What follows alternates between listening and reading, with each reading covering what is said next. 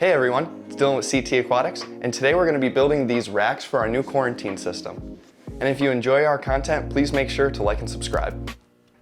So I built these custom systems in order to quarantine fish and coral. Quarantining fish and coral is very important because it helps to keep pests and disease out of your display tank. So now I'm going to go back and show you how I built these custom systems. So I have all 4 tanks flipped over and the bottoms are cleaned. I have removed the warning label that is on the bottom. There's still a little bit in the corner. You could probably see it. A little bit of the white here. That's not gonna be a big deal. Again, these are just quarantine tanks, just trying to make them look as nice as possible. So let's get painting.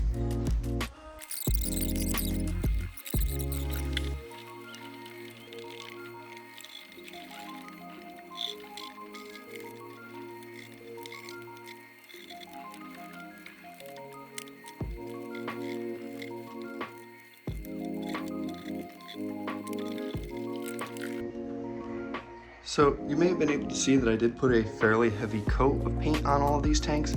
I started by pouring it directly on the first 2 tanks, got those covered. Once they were covered, I used the excess paint that was on those tanks to cover the other 2. Did need a little bit more to get the edges and just to get a nice solid coating. I should be able to have this done with just the 1 coat on the bottom. That's the plan at least. I will inspect these tomorrow. And if I don't think they look good enough, I will end up doing a second coat. I have plenty of paint left in the first can for a second coat. I also do want to paint the backs of these tanks, but again, I'm going to wait for the bottoms of these to dry. I'm hoping I can have all of this done within 2 days. So bottoms today, and then I'll do the backs tomorrow, hopefully. So the bottoms of the tanks have been painted. I was able to do it in the 1 coat because I put it down thick. And now I'm going to move on to the backs of the tanks.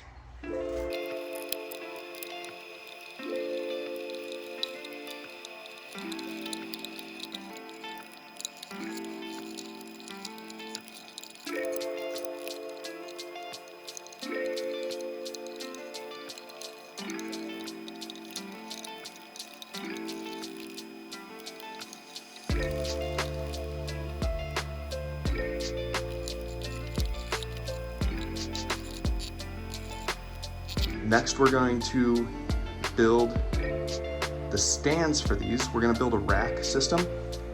So the tanks are going to be stacked 2 tall. So there will be 2 separate racks for the tanks. I'm just going to be building the racks today and getting the tanks ready, getting them on there. I may end up wrapping part of this with plywood or making some doors for a cabinet. But today we're just going to be cutting the wood and then getting the stands together. So to start, I'm going to cut the legs. So each stand is going to have 4 legs. So I'm going to need to cut 8 legs total. We have the legs cut. Now we can start cutting the wood for the platforms.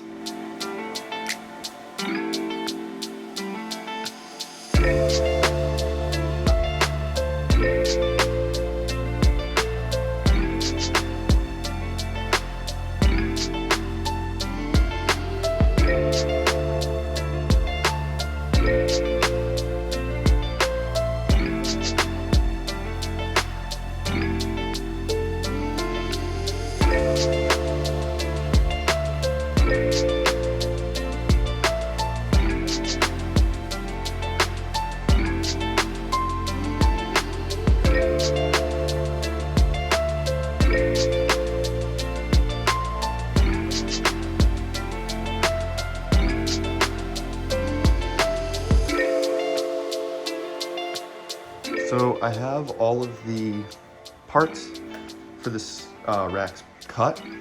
I ended up being short by 1 2x4. I forgot to account for 1 full platform. So as of right now, I'm missing 3 of the supports, but I can still start and build 1 entire rack and get the second rack mostly built. I would just need 1 additional 2x4, which I might have at home. So I'll check when I get there, and if I have it, I can just bring it, and I'll have everything I need tomorrow. But let's get started on building this first rack. Get my screws open. I'm using number 8 2-inch screws. You could also go 2 1/4 or 2 1/2 inch would be great. Any longer, you might start going through your 2x4s. I am going to countersink these in, so they're going to go in like 3/4 of an inch into each stud. I just used regular decking screws. Use the star bit. To start off, we're just going to build our bases. So each base is going to be comprised of 2 long pieces and 2 of the short pieces. The long pieces will go on the outside and the short pieces will go on the inside.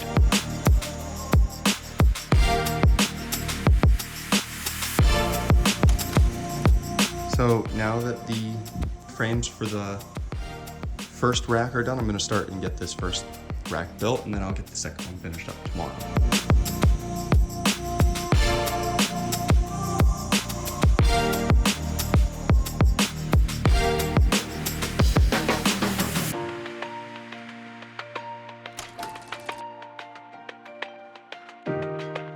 I was able to finish the first rack. Anything that you guys didn't see me build on this one, I will show you on the second one. I'll make sure that I get anything I missed. But basically, we have the 4 legs that we cut.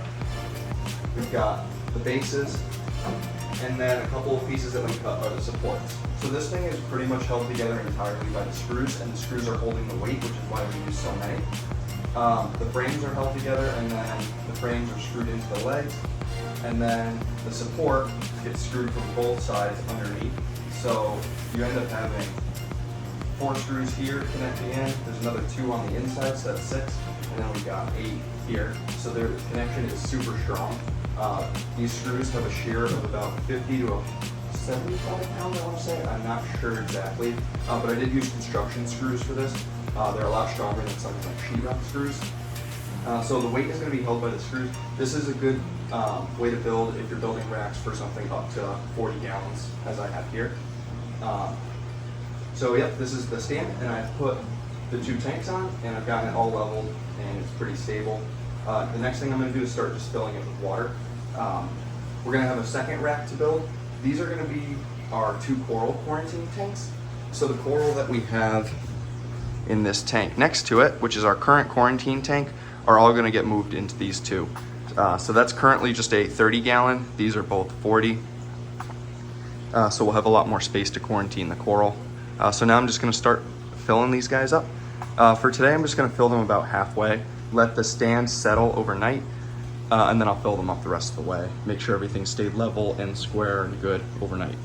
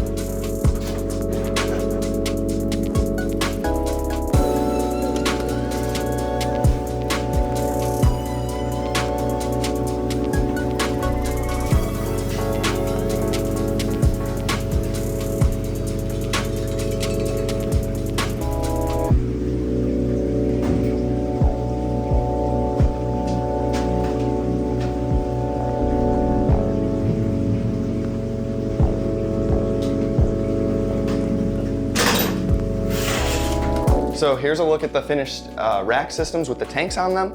In our next video, we're gonna go through and talk about exactly how we set up the tanks for the fish quarantine, followed by the coral quarantine.